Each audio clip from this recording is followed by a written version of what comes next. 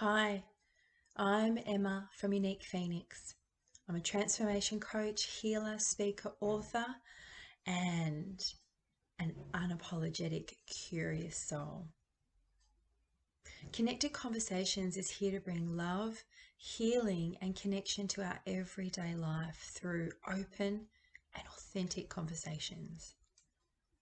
Every conversation, I am privileged to interview women and men in our community that are here being their authentic selves, sharing their unique and wonderful talents with the world around them.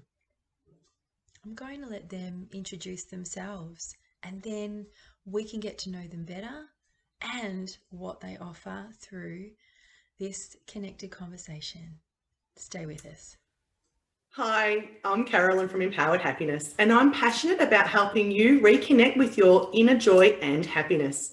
I love to work on a multidimensional and multidisciplinary approach. What that means is I work with your mind, your body, and your spirit, clearing energy from your past, your present, and your future. And I use a fusion of tools from kinesiology, brain gym, embraining, HeartMath, positive psychology, energy healing, Reiki, and other coaching modalities.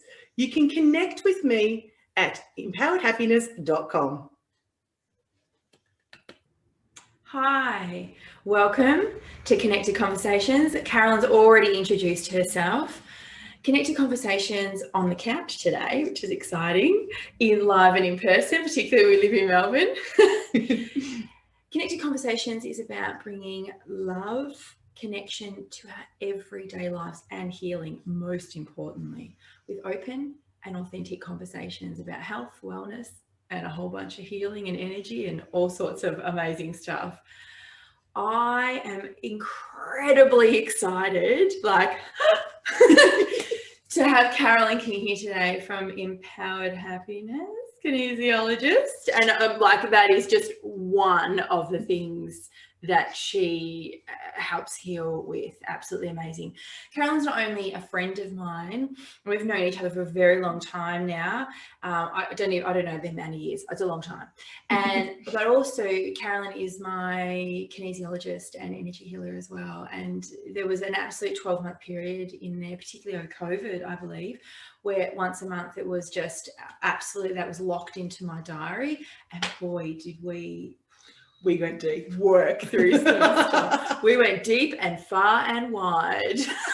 I love it. We went where you needed to go. Every single time Carolyn had me on her table, it was absolutely wherever we need to go. Because sometimes I turn up and go, I don't know. I don't know what I need today.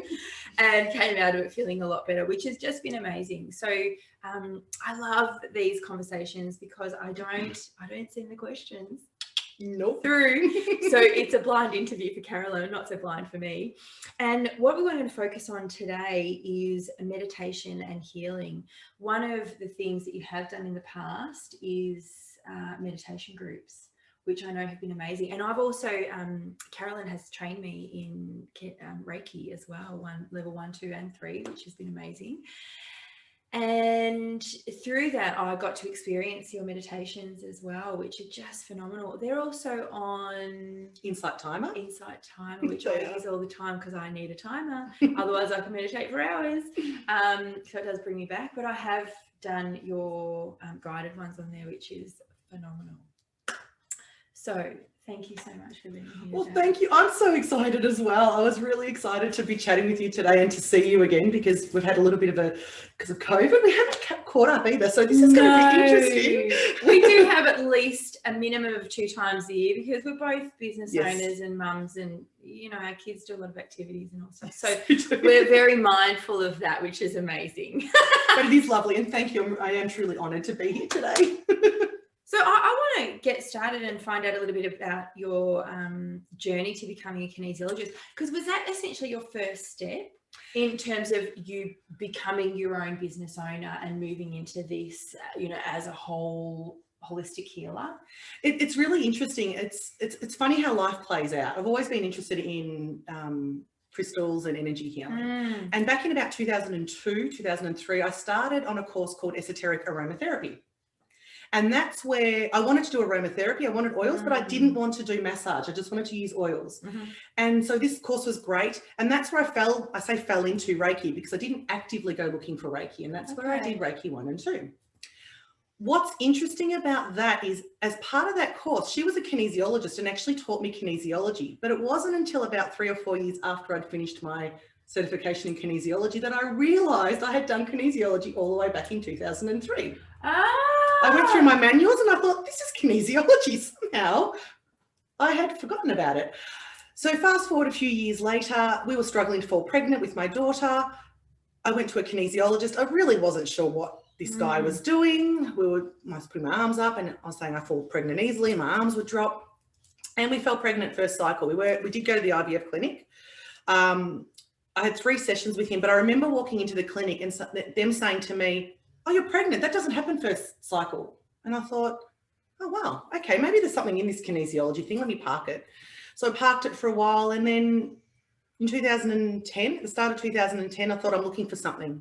Now, bear in mind, I was an office manager accountant working in corporate, but I wanted to do something different.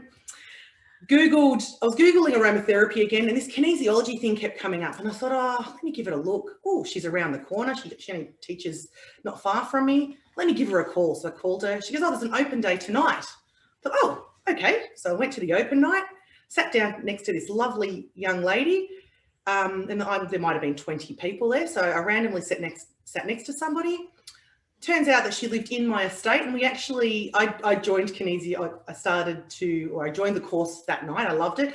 She did too. So we ended up carpooling for that whole first year. So out of everyone there, I sat next to her, and I have to say, from the first class, I was in love with it. I loved the science and the physicalness with the energy. And after I did my certificate, I immediately went on to my diploma, went on to my international diploma, and from there studied other branches. So I've gone very much into the brain side of it. So brain gym, I'm a fully certified brain gym consultant, as well as LEAP and primitive reflexes. And it's just expanded from there. So I love studying. I'm a bit of a study nut.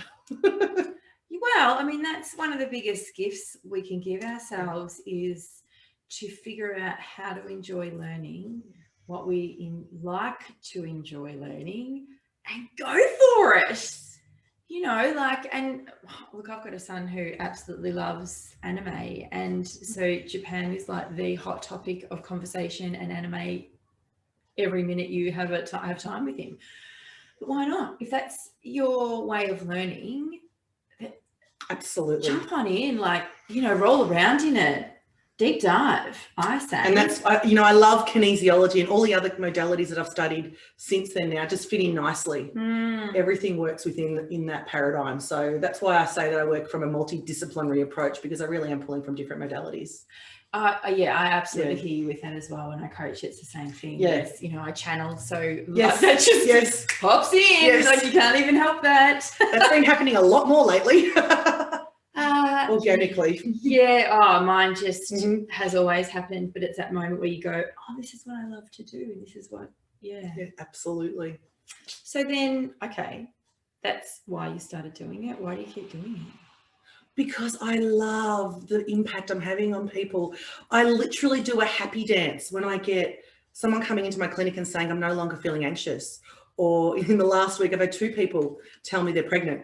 Or I get that message saying, thank you for that tip. I was on the train and I was in pain and I did what you told me and the pain went away, or my blood pressure dropped, or my son's now, gone up 3 levels in reading, or whatever it is. It's that it feeds my soul. It really, truly feeds my soul. And when I'm feeling depleted, it actually gives me energy to work with people.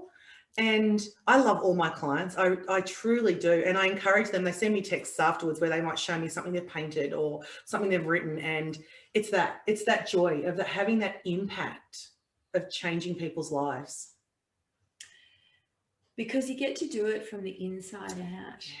Yeah. And I know what it feels like. I've gone through depression. So I know what the depths of depression look like. I know what corporate burnout looks like. So to be able to really connect with that inner happiness. And, my daughter now says to me all the time, Mum, you're always happy. You're too happy. She thinks I'm too happy, which is really funny because I'm not always happy. Yeah, I'm too positive as well. I do have my angry days and I do, up and downs and all those sort of things. But she says to me, you're just too happy, Mum. And I go, that's all right, I'll own it. Yeah, my kids often say to me, Mum, there's no, because I'm a silver lining kind of a girl, like, there's no good side to this. And I'm like, I beg to differ. I agree. Half glass full, what's it? Half full. Half full. Silver lining. There's always a silver lining. I agree with you. So then let's talk about the people that come and see you. So who comes? Look, I have a variety of people. A lot of my clients are those that are going through anxiety and stress. So kids, all the way through to adults. I have many adults that are in corporate.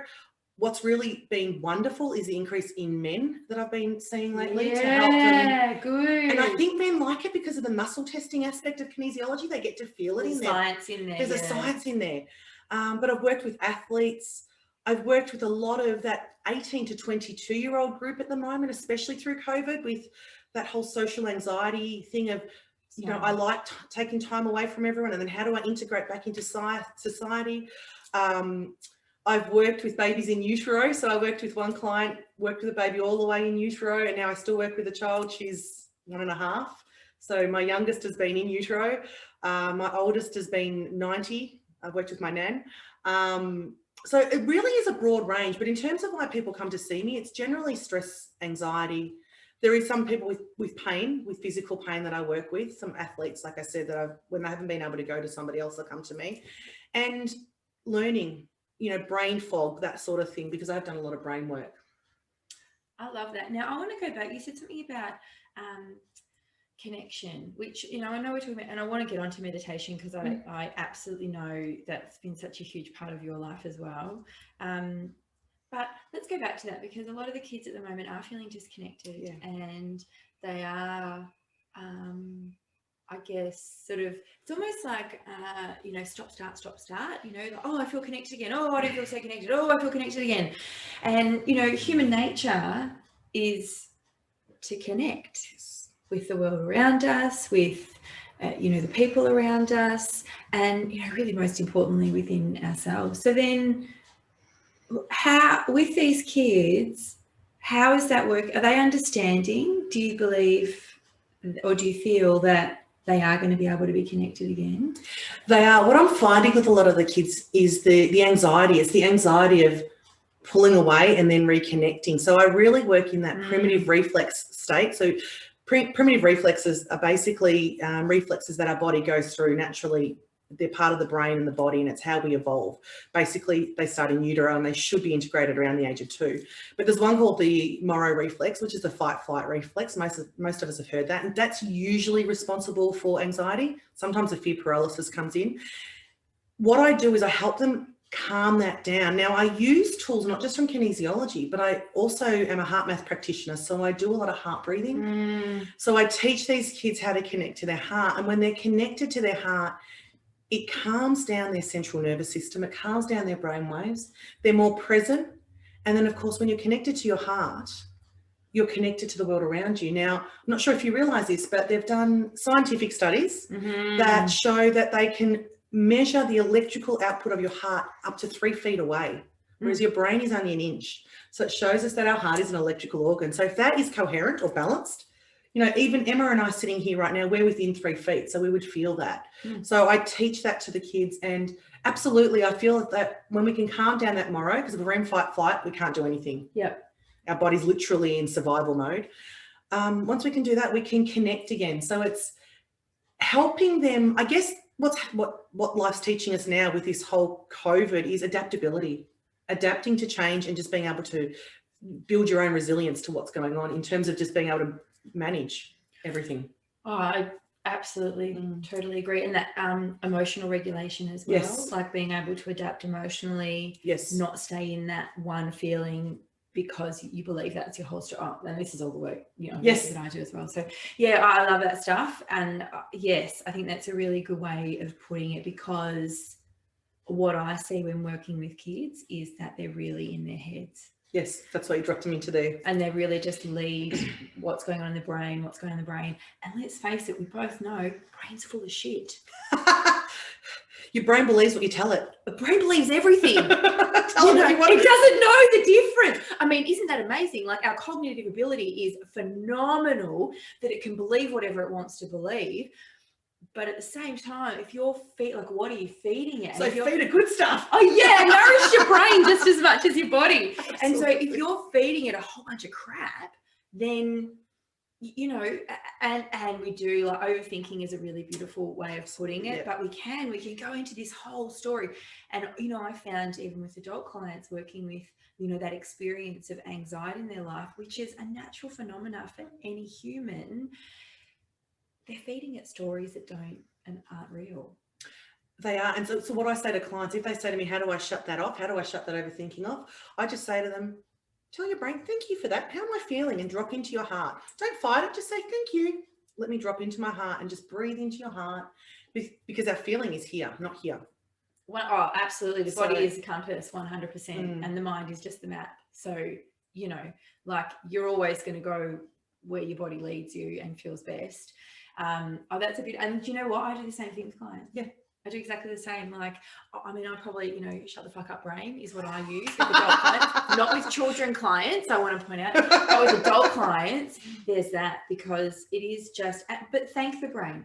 Thanks for showing me that. Now you can shut the fuck up. You know, like, I don't. And it's important here to realize we have three brains. We have the head brain, the heart brain, and the gut brain. And the head brain is, we need it. We need it to plan. We need it to process, to function in the world. But our heart is our feeling brain, and our gut is our action brain. And when I say brain, I don't mean this in a woo-woo setting. I actually mean physically, scientifically. Our heart and our gut also have neurons and interneurons and all the things that our brain have, not to the same level. But, you know, when we understand the function of our different brains and we start to work, we need to lead from our heart, but we need all three brains working together. 100%. So, yeah. You can't shut one off. No. Without the other. And that's a huge part of connection. Do you feel? Absolutely. Like, that's a huge part of our ability to connect. It's, you know, that ability to let the brain do what it's meant to do. And it has got some primal stuff in there about keeping us safe. And, you know, assessing risk, which is a lot more challenging in today's world, let's face it.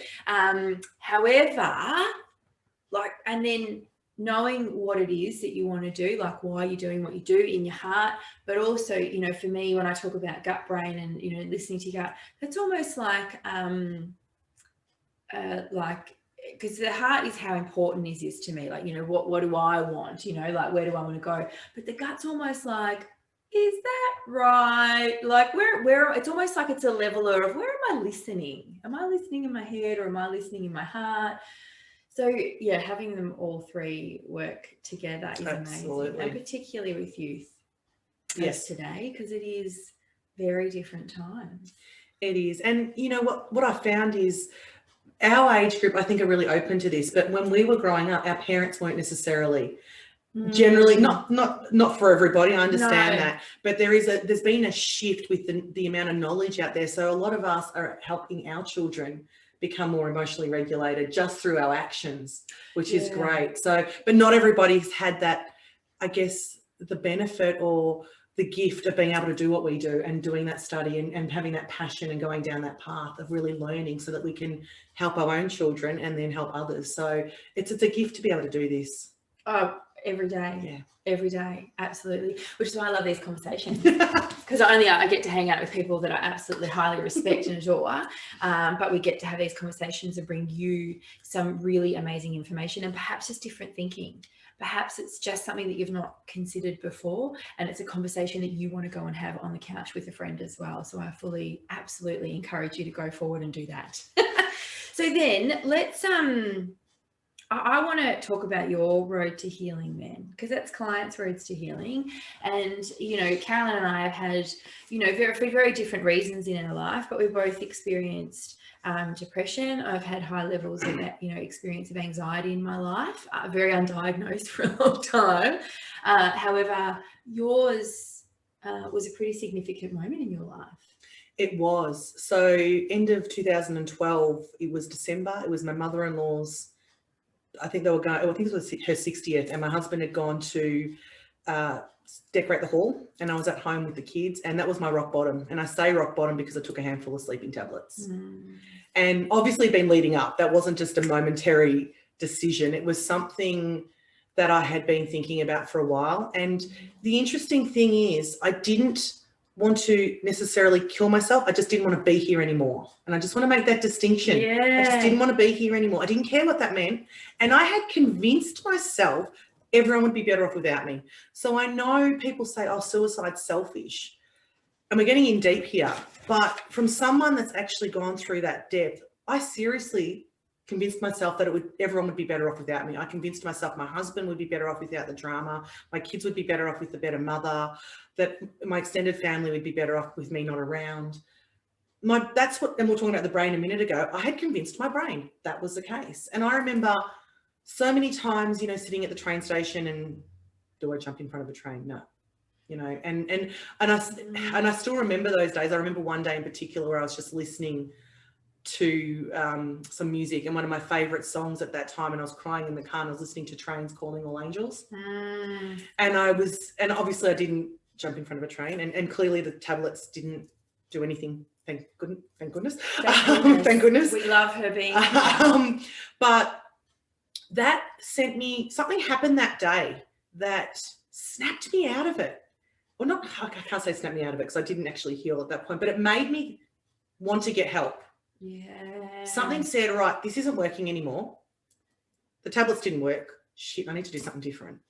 So I rang, I'd been seeing a meditation personal development person back in 2001, 2002. So I rang her to start her classes.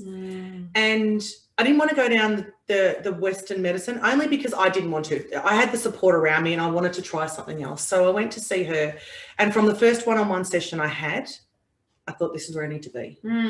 Now, these are meditations. They're guided meditations that take you into your psyche, and then you come out and you pull them apart to figure out what's going on. The power of this is it really forces you to take responsibility, which is a big part. We've had a show about that already. Yeah, well, you know, I had to take responsibility for my actions and how I had behaved around people. So that's a really good point, responsibility around healing. Yeah. But I do want to go back to something really briefly, because I think that was amazing that you shared that. And, you know, I've had the experience of being around people that have had an attempt, and right or wrong, my natural instinct was to tell them, I'm not okay with you doing this. You're so important to me. I don't imagine life and not having you on the planet. So I'm really thankful that it didn't work, and I love having you on the planet, and I appreciate that you've had to do the work that you've had to do, because you know, I love being connected to you. Thank you. And for me, I feel like this is part of our evolution now. You know, I'm having a bit of epiphany at the moment about evolution, and we'll do another show on that actually. But it is around this stuff, how we connect with people, how the social constructs that we've set up, and you know, we could go really deep into this, Carol and I can. However, I do want to go back to that and say thank you for sharing that, because I think that's an important aspect to understand around it. There is a lack of importance that people feel in their life, and as much as it is my responsibility to receive love and give love, it's also my responsibility to give love to people and to tell people how I feel about them and that they're important in my life. And simple words like, I appreciate you, you're important to me. And as I said, I've been around people that have been in that experience. And as I said, my natural instinct was to say to them, please don't do that. Like, you are incredibly important to me, and I don't want to live my life without you in it. It would deeply affect me in not a good way. And I can remember going back to a health professional psychologist and said to them, I don't know whether it was the right thing to do. And they actually said to me, that's a great thing to say, because we can say we're important all we like, but we still do need some validation of people around us, and not from just anybody, not from a stranger going, I mean, great to hear, lovely, but you know, when it comes from someone that knows us, yes, knows all of us, and loves us. And same for us to give that as well. Yeah. You know, when you know them and you can still say, I like all your shit bits too. You know, like, because that's what you were doing there. Yeah. You're really having to accept, I'm going to need to love my shit bits too. And I think that's the key, because my depression wasn't born out of a big trauma. I grew up in a fairly normal, I use the word normal loosely, but we were talking this in the weekend with another normal's, you know, one of those words. But you know, but normal to me, this is how I'm going to start saying it. Normal to me. Because what's normal to me? It's not normal to you. No, it's not. But what I mean by this, there was no trauma. My parents are still in a loving relationship. I grew up in a loving household. Nothing traumatic, I guess, happened in the big scheme of things to me. I had a loving husband. I had 2 beautiful, healthy kids. I was in a career that, you know, I was good at everything I did. But what I realized in hindsight, socially, I never felt connected. I never felt connected at school. I hated high school because I never felt connected to the people around me. I always felt like I was trying hard to fit in. Primary school, I have memories of primary school trying so hard to fit in and it not working. And you know, when you try hard, and oh, well, yeah, it was that, and not feeling like I fit in my own family. And that's where it stemmed from. And that's where I, like you said, I had to learn to love all of me. I had to learn to love my shit. And it didn't happen overnight. We're talking 6 months of work before I was no longer depressed, and another 6 months before I thought, shit, I'm actually happy. I'm out of the woods. And I was doing weekly classes here and one-on-one sessions with kinesiology and with my spiritual healer. Yeah. So it was a lot of work. But I have to say, it's responsibility is one thing. And the next thing is you need to take action. You need to then start going, all right, I'm taking responsibility. It's not a blame thing. It's not blaming yourself. It's going, all right, I get this now. I acted this way. This is why this happened. How do I change that going forward? Yeah. So that I can feel more, you know, feel better about myself in these situations. And I stayed with her for 5 years. So for 5 years, I was going to weekly classes. I was having one-on-one sessions with her along with my kinesiology. And it really helped me grow. And yeah, I guess that's my journey through meditation. And that's why I do what I do with my meditations. I love it. And it is because, you know, I deal with lots of clients that have had some pretty, you know, full-on trauma. Yes, and, I do. Yeah, I have too. And so I think that's the thing. People often, it is a shame response, we compare our stories. Yes. You know, like, it's probably one of the biggest bullshit constructs that there is around, you know, that you can compare yourself to somebody else, because you can't. And we do, like, particularly when you've got someone who's experienced trauma, not to... because you'll often compare, you'll try and find out someone else's story and go, well, theirs is so much worse than mine, so I can... Well, see, I was the opposite. I was like, well, how am I depressed? Nothing's happened. But it's the same thing, because you'd be looking out for cues, going, well, I haven't had anything happen to me. So why am I depressed? So that's in a comparison. Rather than, and what it forced you to do is actually have a look and go, well, I am. And I had my own trauma in my own life that were just, you know, trauma. One thing I've learned with trauma, because I work with a lot of clients with trauma doesn't, there is the big traumas, but a little trauma could be mum saying no to you when you're 2 to a cookie. You know, they could say, no, you can't. And when I say that, I'm not belittling other traumas. What I'm saying is a trauma is just something you couldn't cope with at the time. It's subjective. It is subjective. And a 2-year-old saying no to a 2-year-old is huge. Saying no to an adult, or depending on the maturity of the adult, maybe a trauma. But for most of us that are mature, it's like, okay, no. You know, so it's subjective. It depends on our age. And I think the important thing we have to understand, everything we do in our life, we're always doing the best we can at that moment. And not to beat ourselves up and go, well, you know, I should have. No. Hindsight's one of those things. You have more knowledge when you look back. Oh, yeah. When you know better, you do better. So the facts are that when you know better, you go, oh, okay, I won't do that again, because that was kind of shit. But don't blame yourself and sit in that guilt or that regret. You can't change the past. I don't regret anything in my past. There's things I'm not proud of. But I do not regret anything, because it's brought me to here. 100%, totally agree. The day that I gave up regret was powerful. Oh, absolutely powerful. And I just remember feeling like I had this, it was like a cloak just being thrown, like just shed off me. Yeah. And I literally was like, fuck regret. Like, what does it bring me? It brings me nothing. nothing but bullshit stories. And admittedly, that was probably a turning point when the anxiety that I experienced, still undiagnosed, was minimized by at least 80%. It's like sitting in crap when you're regretting stuff. Oh, You're yeah, sitting you just murky. yeah. Yeah, so when we take responsibility, we're not regretting, we're just taking responsibility and looking at it a bit objectively and subjectively to sort of stand back and go, right, I did that. But that's the best I could do at that time with what I knew. Absolutely. Yeah. I love all of that. I mean, you know, I'm a huge, it's one of the foundational pieces in the work that I do with any client.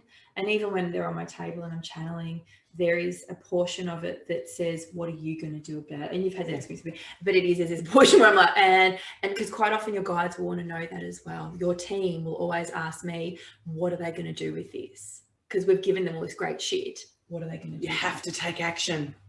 You have to do something different. Well, you don't have to. And then you can be in the same situation that you're in. Yeah. I mean, if you want to make a change, there has to be some kind of action.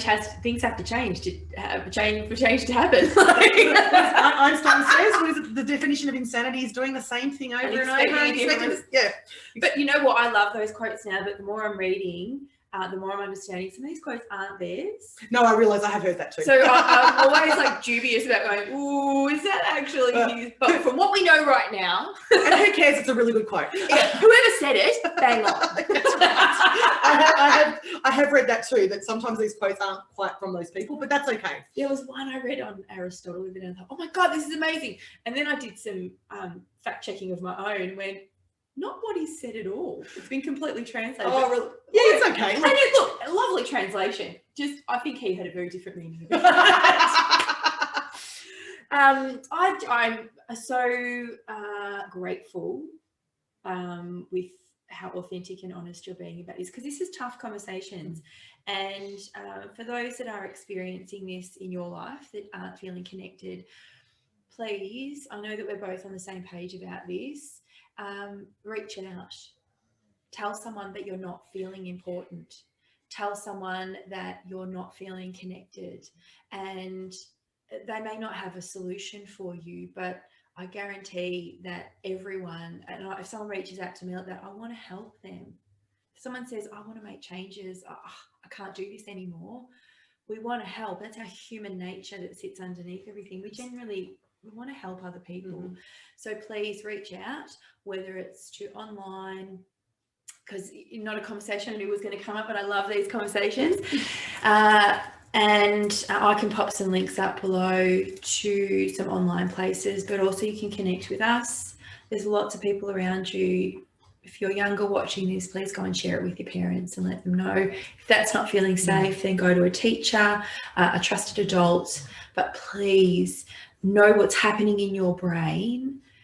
Someone can help you move through that, because you are loved and you are important, and we want you to feel connected. And it is possible to change that. You're 100%. You don't have to be stuck there for the rest of your life. No. I'm a living example of that, and we can 100% change our brain. There's something called neuroplasticity, which is science, again, changing the way we think. It is possible. Absolutely, 100%. So yes, I'll pop a couple of links up there, just to a couple of online, or one adult, one teenage, so that you've got something you can click on and go to and head to a website, but also know that you can connect with people like us that do this work, and there are lots of people around you. You are absolutely 100% supported.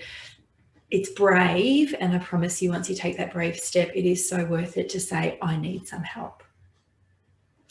So, and I love that we've had this conversation, because it really is important right now to have. I know that there's lots of parents out there that just don't know what to do with their kids. Yeah. They don't know which way to turn. They don't know what to do. Some people don't even know just how far down the rabbit hole of this their kids might be. Yeah. So, you know, and again, there's lots of support out there. So stay connected. One important question I'm asking my kids at the moment is how they're, and I always do this, and I know you do. It's great to go, hey, how's your day? But I go, well, how do you feel about that? And you have a very different conversation when you ask them to actually talk about how they felt, which is interesting. It is. So then, let's talk about meditation, because you did that for 5 years. Yes, I did. And So then what made you take the leap into teaching it? I remember my teacher saying to us, you know, go out there and do what I do. And I was nervous, I'll be honest with you. And at the start, I used some of her meditations with her blessing. She was saying, you know, use my meditations. And I thought, I'm just going to give this a go. And the results I've seen from the ladies that stick to it is phenomenal. You know, so when I talk about these meditation classes, I call it meditation with meaning, because they are personal development classes, and it's evolved. You know, I've had a group of ladies with me now for 2.5 years, nearly 3 years. And they encourage me to write new meditations then, because every term it's like, well, what am I going to do this term? So I have to write new meditations. But essentially, it's a safe place where there's maybe 4 to 5 people. I keep it small because I want to be able to connect with everybody in the group. And what one of the ladies says is, I love it because she says, when someone else is talking, I know there's something in what they're saying that resonates with me. So I believe everyone comes together for a reason. The group comes together for a reason. And, you know, it's like I said, it's encouraged me to write new meditations, but the format is that we have a chat about whatever it is we're working on. The last 2 terms we've worked on meridians. So I've written 14 meditations, one for each of the meridians that we work on. As a kinesiologist, we work with meridians, which is part of the Chinese medicine, acupuncture points. And they said to me that was probably the heaviest and hardest stuff they've done, but they came out the other side saying, geez, I released a lot of shit through that. So that's why I do it. So we do a little meditation. It's a guided meditation that usually lasts anywhere between 10 and 20 minutes. And then we come out and I allow them to share whatever they wish to share as part of the meditation. And I help them decipher what that means. Because they've been with me for so long now, I let them decipher what they wish. And then there's a bit of channeling in there. There's a bit of psychic work in there. And I've actually now implemented homework. So they do get something based on whatever's happened during the week. Or during that class, there's something they have to do during the week. So it's a bit of coaching in there as well now. It's evolved. Accountability. So I go, did you... Looking around to responsibility again. Accountability. And we're not talking homework like writing an essay. Of course, we're talking homework like, you know, this week you need to relax. You need to take a bath. You need to go for a walk. Whatever's come up in the meditation for them. And the changes they've made, phenomenal. And what's been beautiful is with COVID, we've been able to take this online, and it was in the clinic, but they've loved it online, because what that means is afterwards they can just roll over and contemplate or continue processing whatever's come through for them. They don't have to drive home. And as much as we love the connection, we've managed to be able to stay connected in that group. And I will be starting a new group in a couple of months, but the other thing is it's a closed group for that period of time. So I run them during like a school term, whatever the school term is. As a mum, I like to just run it for a school term. So it could be 9 weeks, it could be 10 weeks, it could be 11 weeks. But for that period of time, no one else comes in or out. And even when I'm bringing someone new in, I'm very mindful of who I'm bringing into the group to make sure the energy sits right. Because this group has been around with me for 2.5 years. So I won't bring someone that's new to meditation in there, but I would bring someone that's done a bit of work. But I am starting a new class, I guess, for those. Not to say that if you had experience, you're not going to benefit from the new class, because you benefit from everything. But you do have to think about that when you're working with groups. And particularly ongoing groups, is to, you know, how you're balancing that energy and how you're leading it as well. And particularly with meditation, I think, because there's a lot of sharing of energy that goes on.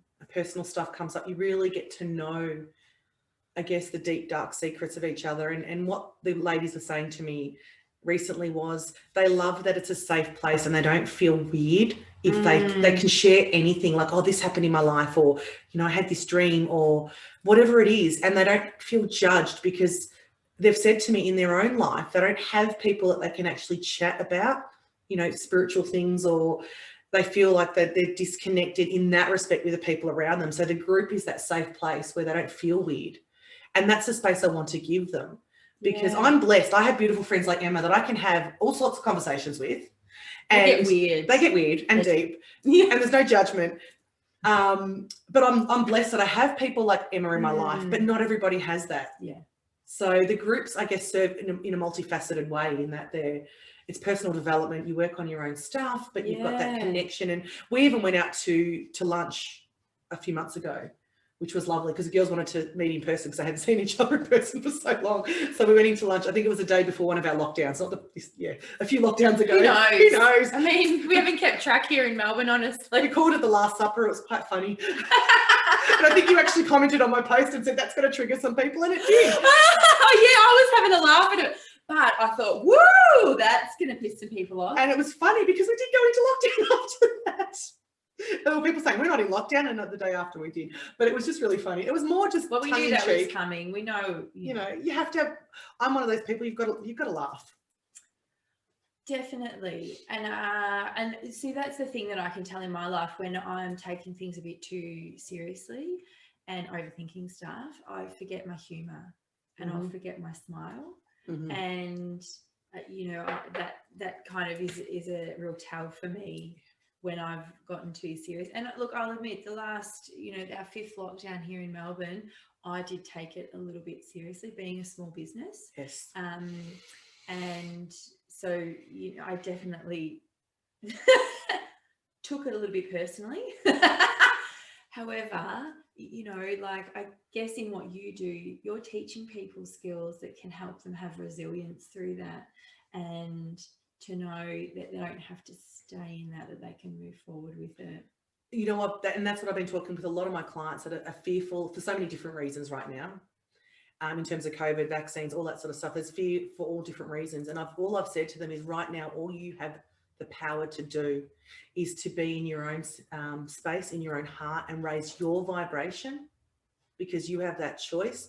It's happening whether we like it or not. We have the power to change the way we feel about it. And laughter, and my catchphrase is happiness starts with a smile, because studies have shown that just smiling increases those happy endorphins in your body. And to me, that is the antidote to stress, anxiety, depression, just bumping up those hormones, those happy hormones as much as we can, whether it's smiling or laughing. So sometimes I give people homework, go watch a comedy or go watch something silly on YouTube, whatever makes you laugh. Cut out all the crap. Stop watching the news.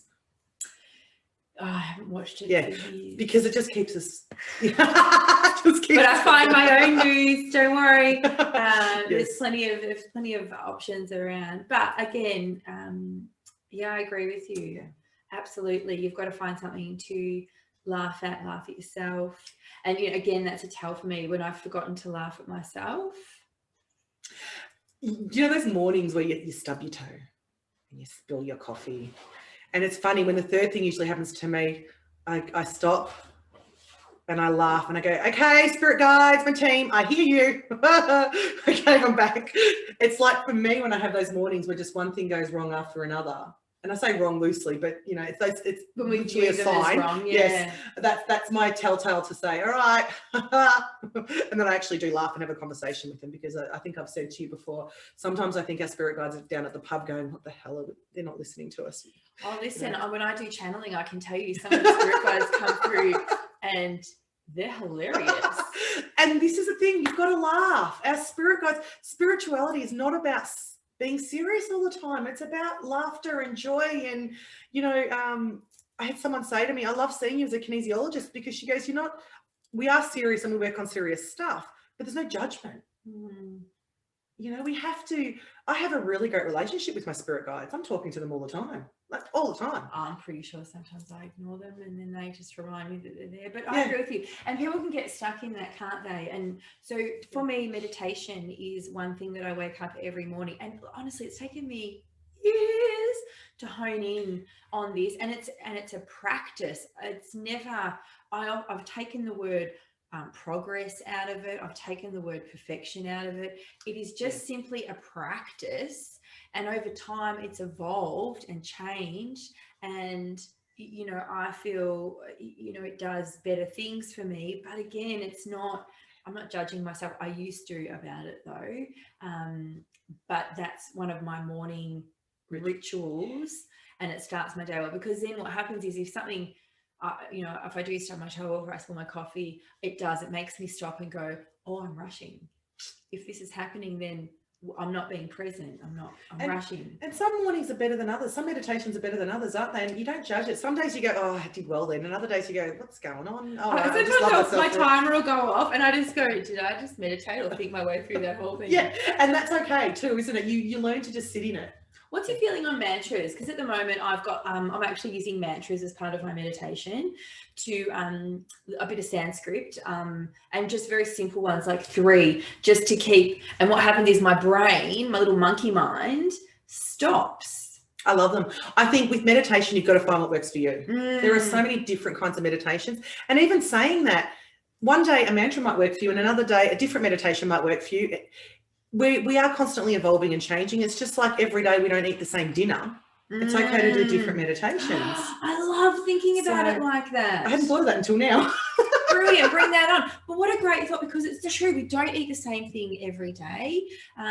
So it's okay for meditation to look like that as well. Absolutely. I love that. But yeah, I love mantras. I love all kinds of meditation. Whatever helps you feel connected to yourself and to the world at large and to everything. You know, and sometimes the meditations are about bringing us back in. Sometimes they're expanding. It doesn't matter, whatever you need at that time. And meditation, I love that too. Meditation is healing. Absolutely. Absolutely. Meditation is, every single cell in our body has its own intelligence. You know, we haven't talked about epigenetics today, but epigenetics is a study. That's a whole different show. That's a whole other show. But, you know. But if you haven't heard of it, please look it up. Look up epigenetics, yes. It is amazing. Bruce Lipton seems to be the guru, but there's a lot of information out there. There's so much. There's so much. I run a course on kinesiology and epigenetics. Done it. Yep. But every cell is essentially its own unique intelligence. So when we're meditating, we're changing that vibration through our whole entire body, like every cell. Yep. So it's so powerful. So yes, meditation is healing. And the other thing is we feel energy. We know emotions are contagious. So if we're meditating and we're in a state of peace, imagine the impact we're having on the people around us. Imagine just our kids. And then just the shop owner that we go past. You know, I went and bought some takeaway yesterday from Red Rooster, and I have to say the lady that served me was the happiest lady I've ever had at Red Rooster. Like, she was just happy, and I walked away. I was still thinking about it hours later, going, she just had this energy vibrating from her, and that's what meditation helps us do. It helps us have that energy that just vibrates out and has that impact. Now, she'll never know the impact. I mean, I was in a good mood anyway, but she'll never know the impact that she had on me, and who knows who else she had an impact on. Yeah, and we could, that's an interesting thing with meditation. I do believe it absolutely is a change, like it changes your state of being, and definitely has shifted my energy a lot over the years. And I think that's the other thing when you're talking about, you know, we can use the term spirituality all we like, and it, you know, again, that's a subjective term because it means it's like religion. It's subjective depending on what your beliefs are. But if we're talking about energy, that is objective because we can prove energy. So quite often in these interviews, I'm, you know, trying to shift out from those terms and just bring in terms that, you know, you can go and have a look and find out more about it. But energy is something that is tangible. There's lots of scientific research around it, lots of studies done. And, you know, I've read a lot of stuff around the heart and just how powerful the vibration that it works at, the vibration. Our brain is a really low vibrating organ. So, you know, when I read that probably about 10 or so years ago, I was like, well, I've got to stop listening to that then, surely, because I can't vibrate any further than that. But energy is something that we can prove. I mean, our cars run off energy, air, the, you know, plants, so much around us is energy. So, and how we respond to it as well. And part of meditation is awareness. Absolutely. So, you know, for me, so how's that been? So you've been working with these clients for how long now? Like this group that you're talking 2.5 years, right? consistently. So if you're talking about their level of awareness to themselves from when they started to now, astronomical. It's just changed their lives. It literally has. When I say change their lives, they're making different choices in their lives. Can you give us an example around one without obviously telling us client names or anything like that? Change of careers, leaving jobs. Really? Yeah, I get that a lot in my business too. A lot of people. That's what I had to do as well. So I've gone through that personally. Yeah, same. But yeah, changing jobs, leaving partners that they've been in relationships for 30, 40 years. And that's not through me saying that, because it's not my job to tell anybody to leave somebody. It's about their own connection to their own authenticity and their own, what they need, really listening to themselves. And then they've got the strength and courage to do that, because there's a whole process around that. So they would be probably the biggest thing. So we're talking life changes here. We're not talking little changes come. Yeah, we release friendships that no longer serve us, or we change the way we just process the world, generally speaking. But yeah, it's those big changes. Wow, that would have been amazing to witness, to see them in that state, yes, to move through it, and also to see them on the other side. Because, you know, I've done that. I'm separated from, you know, my co-parent now, and we were together for 18 years, and it was a really huge shift.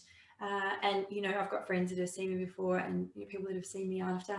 And I had a woman maybe last year, and I don't really know this woman particularly well, but she knew me when I was married and now has seen me. And she just came up to me and she said, wow, you know, I always thought you were happy, but now you're really happy.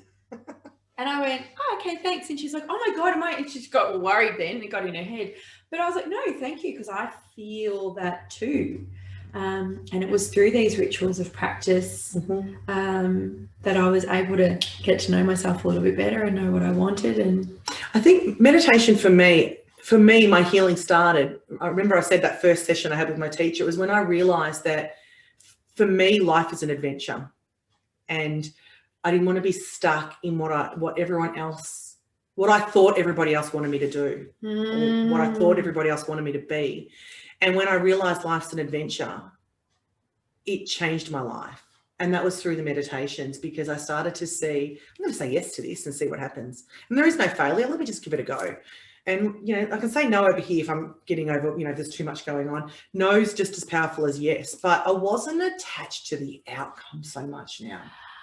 And that is so powerful. And I think it's the meditation that allows you to really go, I'm going to give this a go, because if it bombs, there's something I can learn in it, but tomorrow's a new day, you know. And as business owners, I know we've tried lots of things. Not everything's worked, but no, that's okay. But we've learned through all of them. And it doesn't mean we don't revisit that. Sometimes we might go back and go, why didn't this work? I want it to work. Or we might go, yeah, try that, been there. That's not for me right now. I can do this. And everything is just, life's an adventure, like the Choose Your Own Adventure books. I don't know if you remember those. Not everyone remembers the Choose Your Own Adventure books. But essentially, do you remember those? No? So they were a fiction book you would get, and you read a page or two, and at the bottom it would give you a choice. And depending on your choice, you would go to a different page. So you wouldn't read it from front to back. You'd be swinging all through the book. I remember that now. That's what life is. You make a choice, you make a decision, and it takes you on a path. Yeah, absolutely. And then it's, you know, do you want to be responsible and accept the consequence? Yeah.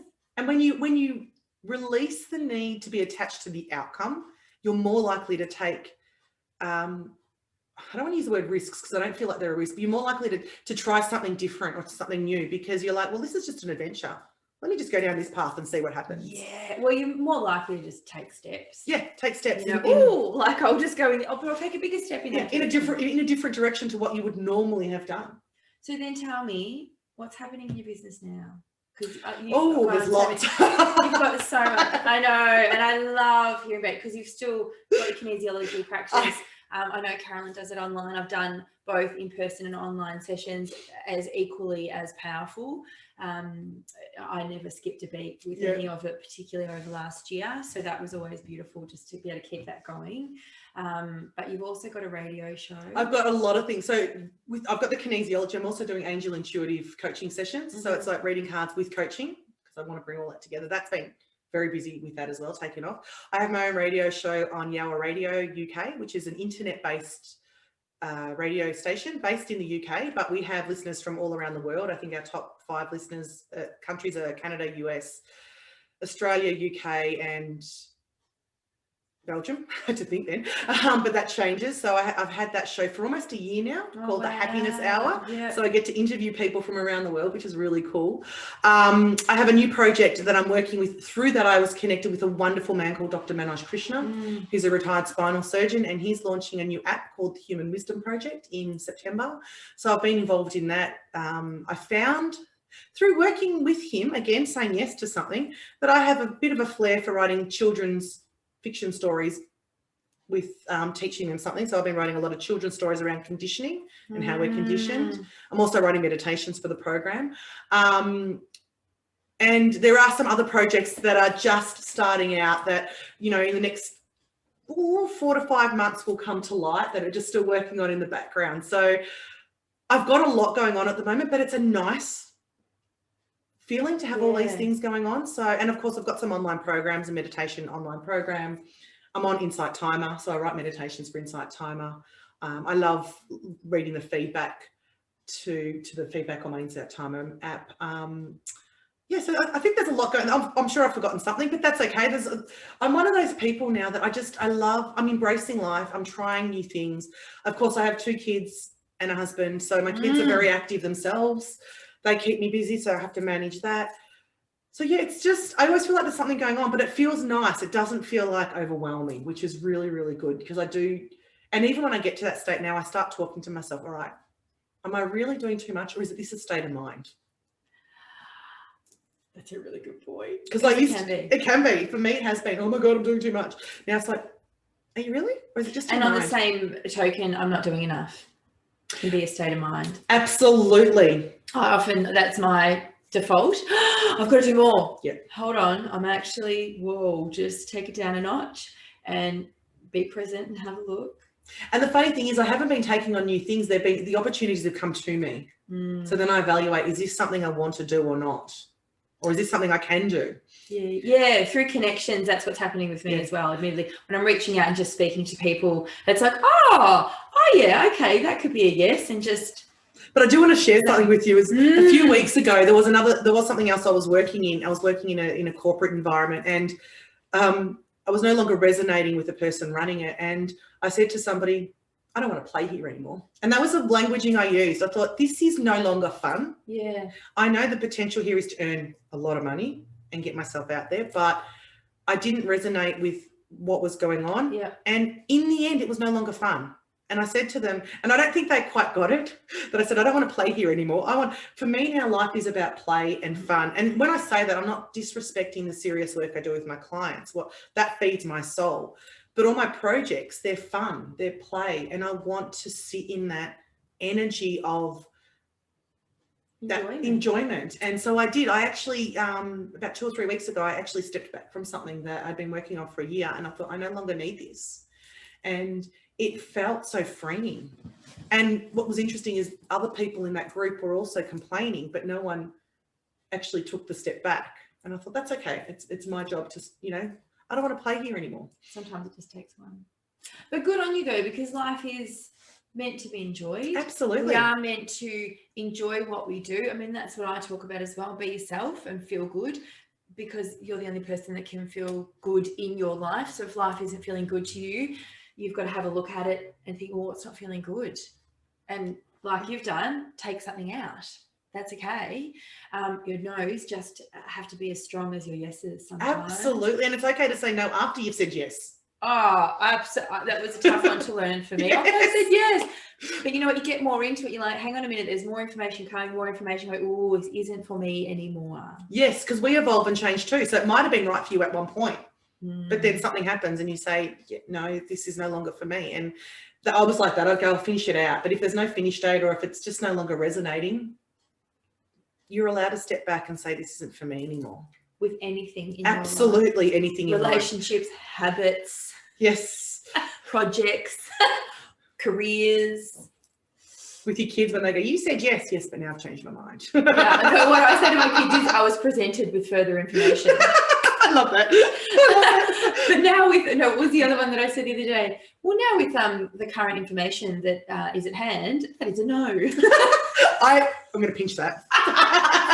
So my kids hate it. They're like, I love but it. It's true. Hang on, I had this information and that was a yes, but now we've got some more. That's not going to work, and it's going to be a no. Absolutely. I've had so much fun chatting with you, and I love that we got to go deep as well. So I do want to reiterate that there are links in the information in the bio of this. So please, if you're in that state where you're thinking, I'm not important, I'm not feeling connected, then reach out. There's people like Carolyn around that you can reach out to. And how can we reach out to you? What's the best way to get in contact with you? Look, the best place is probably empoweredhappiness.com, my website. All the information's there. So you can reach out to me there. My phone number, my email, everything's there. So beautiful. And that link will be in the details also, but stay with us for a few minutes and there'll be a photo on your website up there as well, so you can tap that into your browser. Thank you so much for sharing your time. Thank you so much. Thank you. I've absolutely loved our conversation. And as you said, I didn't know what this was going to be today, so I just rocked up, and I trust you. And I trust the process, and that's what life is, saying yes to opportunities and just embracing them and allowing them to go where they go. Love it. Yeah, I've had an amazing time, my beautiful friend. Thank you. Thank you so much for sharing your time with us on Connected Conversations. You absolutely please get in contact with Carolyn. She is an incredibly powerful and talented, highly skilled kinesiologist, and everything else that she does. Having the privilege of being a friend for years and working with her for years, I know how powerful and how deep the work can go. I just want to interject that I have been to Emma as well, and she is wonderful. So please go see Emma. So I can just pass that on back. So you are wonderful as well. I love the sessions we've had. So thank you. Oh, you're so welcome. Please enjoy your beautiful day, and remember, be yourself. There is only one of you. We need you, and you are incredibly important. And feel good for being it, because you're the only one that can.